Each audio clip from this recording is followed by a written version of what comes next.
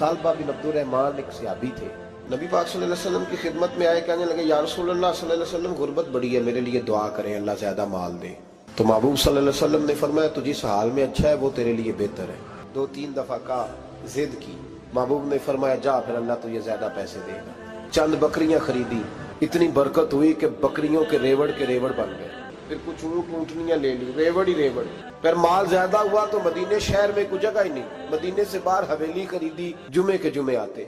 ज़कात का हुक्म आया, मेरे नबी करीम अलैहिस्सलाम ने हजरत अबू हुरैरा को भेजा, फरमाया जा उसे क्या तेरी ज़कात बनती है 2.5%। अब जब सोचा कि 5 ऊँटों पे एक बकरी जाएगी, अब जब गौर किया तो ये तो ना कहा कि मैं नहीं देता। हजरत अबू हुरैरा से कहने लगे नबी करीम अलैहिस्सलाम की खिदमत में अर्ज करना कि मैं खुद आऊंगा। हुजूर वो कहते थे मैं खुद आऊंगा, तो कहते महबूब ने ठंडी सांस ली, फरमाया उसे कहा था कि तेरे लिए माल बेहतर नहीं, अब हलाक हो। उनको भी थोड़ी देर के बाद एहसास हुआ ये मैंने